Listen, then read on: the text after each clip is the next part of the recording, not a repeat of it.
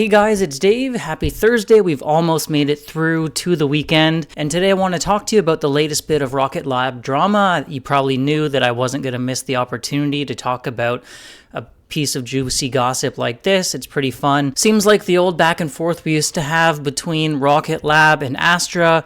Well, Astra's not really in a position to argue anymore. So it looks like, Relativity may be taking up to take their place, as we have some new comments from Relativity CEO Tim Ellis directly responding to some things that Peter Beck said, and kind of refuting some things Peter Beck said, and having a bit of a little spat here, which is always fun for us in the space community.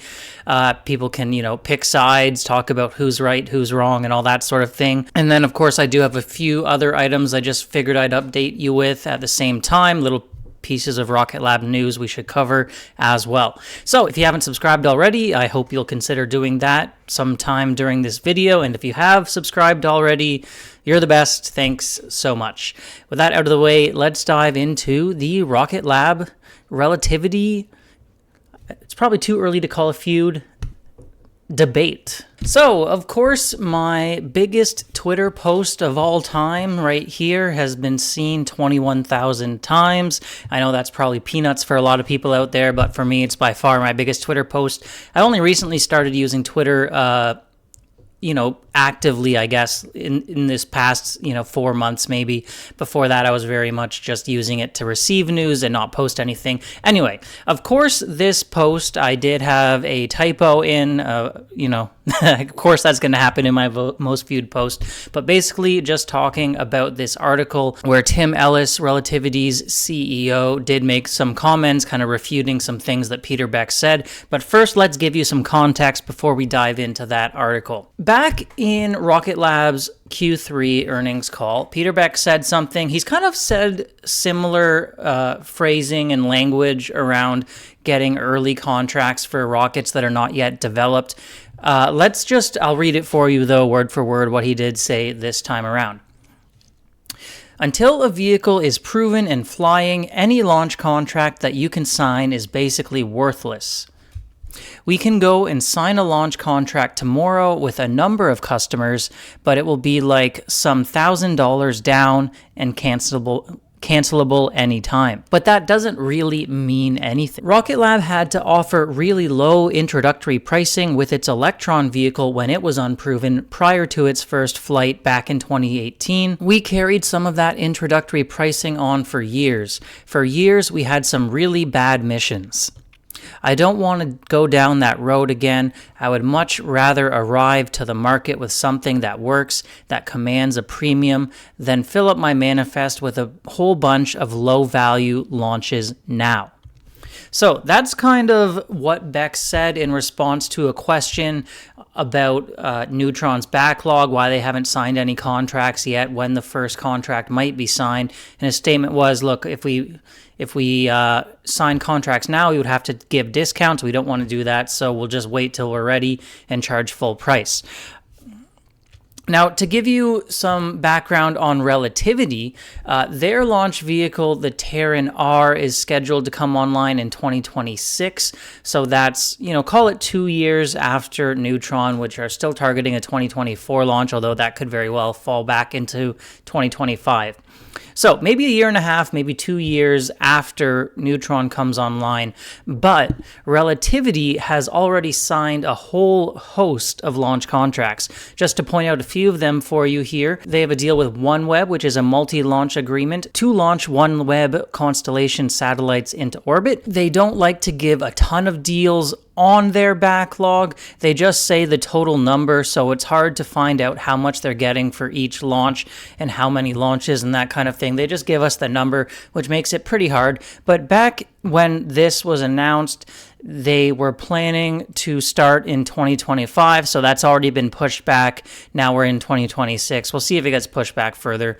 Another high-profile deal they did sign was with IntelSat. This one was actually just recently this year, and this was a very big one. It's one some of us in the community were kind of hoping that Rocket Lab's Neutron would end up launching down the line. IntelSat, a very big, important constellation, and Relativity added them to the backlog, bringing that backlog from 1.2 billion up to 1.8 billion. So what we're seeing is 1.8 billion across 9 customers. We don't know how many launches that will be, so it's hard to say for sure how much they're discounting these launches compared to if they were charging full price. Another big mission, this one made a big splash a while back when Relativity announced that they agreed with Impulse Space to launch first commercial Mars lander mission. Extremely aggressive. It raised a lot of eyebrows, caught a lot of people by surprise. I was surprised for sure.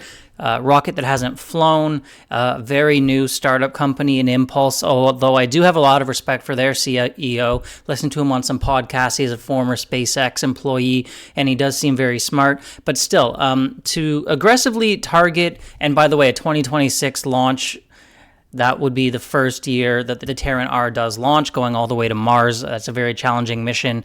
A lot of eyebrow raising on this contract, but it is another one Relativity added to that backlog. So a very large backlog number, although most likely discounted for Relativity's upcoming rocket, and no backlog number for Neutron. Now let's dive into this most recent article where Tim Ellis kind of fights back on some of the things that Peter Beck was saying during that earnings call. So just jumping into some of the quotes here, he said that deciding not to build a backlog is taking a business strategy that has failed pretty epically in history across other products, which is build it and they will come, without actually validating that your pricing and product capabilities are something that solves the customer problem such that they're willing to put up material cash up front. 8-year-old Relativity has signed over $1.8 billion across 9 customer contracts for its Teran R rocket, which the company expects to start flying in 2026. And just for context, comparing the two rockets, Teran R will have a payload capacity in reusable mode of 23,500 kilograms, while Neutron will have a payload capacity of 13,000 kilograms. So Teran R, very ambitious rocket, looking to be almost twice the size of Neutron in recoverable mode, at least right now. Very capable rocket if it does come to market on time, but Relativity has not really been proven yet. They did have their original Teran 1 rocket, had a test launch that was mostly successful, but didn't make it all the way to orbit, so this is a company that is yet to make it to orbit, but that was a pretty impressive first attempt at a launch, even though they did end up canceling that vehicle, to be fair to Relativity. And by the way, guys, as I talk about this, I'm going to try to do my best to remove my bias, because I'm well aware that I'm very biased in favor of Rocket Lab, but I'm going to try to be fair here to both companies. As best I can, anyway. It's probably impossible to remove my bias completely. Continuing on, Ellis said that we've received material cash up front from these contracts. The way that contracts are structured is they're not cancelable anytime. They actually work such that as long as we develop the product that we say we're going to develop within a reasonable period of time, these contracts are going to get executed. So yeah, not cancelable at any time, but personally I didn't think they would be cancelable at any time, only if it looked like Relativity was falling behind, and I think that's probably still the case. So from the point of view of these customers, it seems like it would be kind of a win-win situation. They get a cheap price from Relativity. If Relativity does execute, get to the pad on time, and are able to launch them, then great. They get to launch with a cheap price. Now, if there is significant delays, and it has to be significant delays, then in that case, the contracts could be canceled and those customers would be free to find another launch provider. Continuing on, Ellis said dynamic pricing is obvious, and the company's pricing for Teran R is now 50% higher than it was 2 years ago.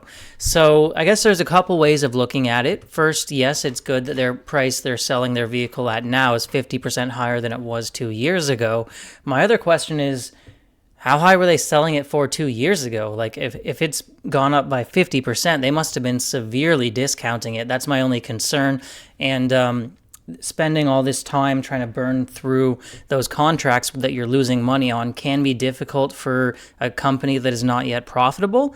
So I guess that's the only issue there. But Ellis does make some good points as well. I think it is comforting to see that $1.8 billion number in your backlog and know the customers are there and waiting. Whereas for Neutron, we just kind of have to take it on faith right now that the customers will be there. Rocket Lab is just not willing to give those discounts that Relativity has been. And my other question is, if we're still 2 years away from launch and the price has grown by 50% already, we could theoretically be, say, another 50% away from the full price that they expect to charge when they are in 2026, bringing it to bear. So it seems pretty clear to me that even today, these contracts they're signing are not the full value that they expect to charge for new contracts in 2026. In a final refutation of Beck's comments, Ellis said to set the record straight that the company actually has gone head-to-head against Rocket Lab's Neutron for some of these contracts. This is the very interesting part, and we haven't really heard about this from the Rocket Lab side of things. We have a 100% win rate against the competitors that were in those deals, trying to win them against us, and I can go on the record to say Rocket Lab absolutely was in some of those deals. So the statement they're not trying to build a backlog is not true, because we actually won against them several times.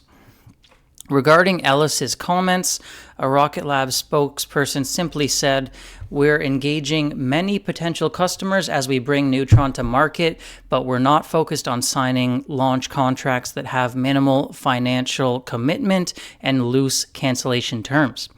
Our focus is on building a quality backlog." So pretty interesting back and forth. I did kind of wonder if Relativity was going to step in and try to refute some of Rocket Lab's comments, because when Peter Beck has said several times he considers some of these contracts that have been signed to be janky and not real and practically worthless, them's kind of fighting words. But on the other hand, Peter Beck had to say something, right? So you're going into an earnings call with analysts. They're asking you, your new rocket, why don't you have any customers for it yet? Like, that's a serious question, and you have to field it, you have to answer it, and you better have a good answer if you don't want your stock price to crash. So this is a good answer, but at the same time, it does seem like it's coming across as attacking Relativity space a little bit. Look, it was phrased pretty well for the most part, but I do kind of wish he could have phrased it in a way that wouldn't make a Relativity feel defensive. He could just say, for us, for our situation, we feel we've proven ourselves already. We're not willing to offer any discounts, and we're confident that when the rocket is ready and the price is firm, the customers will be there to sign up. So it's an interesting scenario, and the fact that Rocket Lab actually did compete for some of these deals, not shocking to me, because again, we all thought that they might be in on this IntelSat contract. Obviously, they didn't win it. Relativity did. That doesn't mean that they were offering discounts. So there's been a couple different points of view on this. Some people I've seen online saying, I'm kind of disappointed Peter said this, because he's been going on the record claiming they're not looking for contracts yet. They want to wait till the rocket's ready. And here we find out that, yes, they have been trying to find customers. The other point of view is that, you know what, of course they were going to bid. The contract was there. Why wouldn't they bid? But they're going to bid the full price for Neutron. They're not going to give any discounts. So that could have been what happened. Of course, they're going to bid. If they can get a full price contract, they'll do it, but they're not willing to push down the price point. If that is the scenario, I don't think that really refutes anything Peter said. I don't think he said they haven't been trying to find customers, just that they haven't been willing to discount for customers. So I think, the truth's probably somewhere in the middle. Ideally, Rocket Lab can phrase things maybe a little bit nicer and not less inflammatory towards others, but at the same time, I really respect their position, not wanting to discount Neutron. I can very much understand you're a new company, you're launching Electron back in 2018, and you've got all these contracts you signed at the time you're building out your first rocket. It's so exciting to sign these contracts, and you don't realize some of these extra costs that are going to come along. It turns out it might be more expensive to operationally keep launching than you realized. In every contract, you're obligated to launch. You're losing millions of dollars on. Very tough situation. I can understand why he wouldn't want to go through that again. Just make sure that the pricing is firm and that they can make money on it. One of the things I like about Rocket Lab, the kind of the no-nonsense, like we mean business type of attitude they do have. It will be interesting to see how Relativity fares on their contracts, how much money they're going to lose. And I do wish we had the dollar figures for their deals. Unfortunately, we just don't. We don't even have the number of launches. If we did, that would be nice, because then we could just do some division and see what the average launch cost is, and then we could get a sense of how much discounting they're doing. We don't have that, and they don't have to give it because they're a private company, not public. But the other thing I will just say is I do think overall Relativity is a little too richly valued. Last I heard, they were valued around $4 billion or so, maybe a little higher, which is like twice Rocket Lab's value, and they've never launched anything yet. They do have some ambitious plans. They do have some pretty cool 3D printing technology. I'll give them that. I think Tim Ellis is a smart guy. I didn't really like how they kind of said they were all in on 3D printing. They said they were going to go fully reusable for Teran R, and then they completely did a 180 and just said, nope, we're not going fully reusable. It's only going to be first stage reusable. And we've realized that, 3D printing, this thing we've said is so amazing for so long, will reduce costs. Turns out we're going to back off of that too and use some traditional manufacturing techniques for some of the components where 3D printing doesn't make as much sense as we were saying. So yeah, interesting company, Relativity. It's one we're going to follow closely. I do hope that Neutron can get some contracts in the not too distant future, hopefully at full price. And I do congratulate Relativity on their $1.8 billion backlog. It'll be fun to watch and see if they actually launch all of them. And I will be definitely watching the first launch of Teran R. So yeah, I mean, you tell me, guys. I'm trying to be unbiased here. Was anything Peter said deceptive? Going back to the quote here from his earnings call, until a vehicle is proven in flying, launch contract is basically worthless. We can go and sign a launch contract tomorrow, but it will be like thousands of dollars down and cancelable anytime, but that really doesn't mean anything. I don't think he came out and ever said, like, we're not trying to sign customers. Maybe that was kind of implied, though, between the lines. Let me know what you think down in the comments below. Although I'm sure, of course, this channel and the viewership of it is probably a little biased as well. Continuing on to a few other news items, Rocket Lab is preparing to return to flight finally after the anomaly investigation. We did get a bit of a delay. Originally, we were thinking they might launch last week, or that's when we were told the launch window would open. Doesn't necessarily mean they would launch that day, just that's when the launch window did open. But they're going to do a complete wet dress rehearsal to confirm all systems are ready, delaying the launch to December 13th. Now, I think that might be pushing it to squeeze in another launch this year. I'm also curious to hear what you guys think. If let's say they launch this one on the 13th, all successful, do you think they have time to squeeze in one more launch before the new year, especially with the holiday season and people, wanting to take vacation, be around their families, all that? I kind of still hold out a bit of hope that they do squeeze in one more launch. They do have those 2 pads in New Zealand, but we'll wait and see. Definitely not as convinced they will as back when I thought they were going to be launching in November. Then just a quick article here about that new Maryland facility that Rocket Lab did take over from Lockheed Martin. As I said in some other videos, I find it very hard to forecast the revenue growth of the space systems side of the business. We kind of have some pretty good forward-looking statements for launch in terms of both margins and how many launches are going to happen per year. And from that, it's very easy to extrapolate the kind of revenues they're making as well as gross margins and all the rest.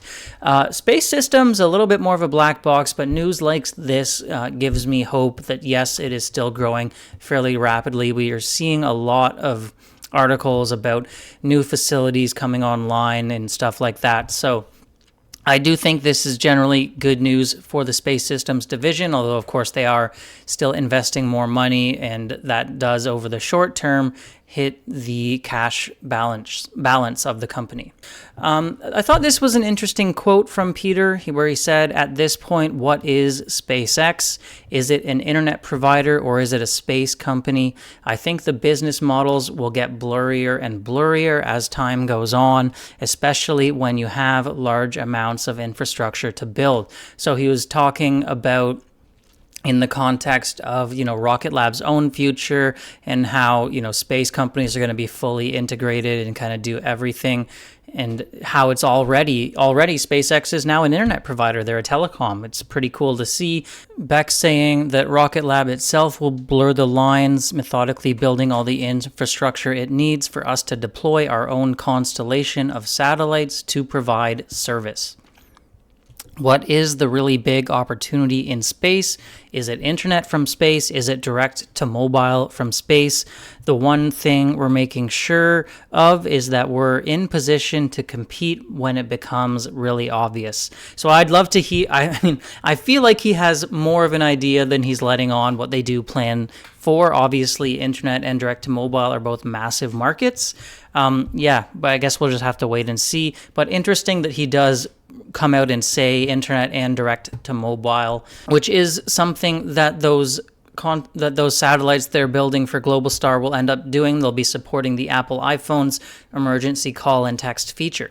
Now, thanks to the small initial scale of the space structures complex and the fact that it will be a highly automated carbon composite manufacturing operation, Rocket Lab won't need many hands. It plans to employ just 65 people at Middle River, so that should helpfully, not hit the bottom line too hard when it comes to salaries.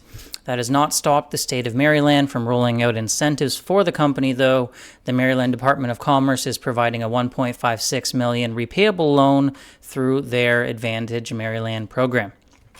This complex also brings with it other compensations such as direct water, aka barge access, which is extremely useful when you're talking about massive rocket structures.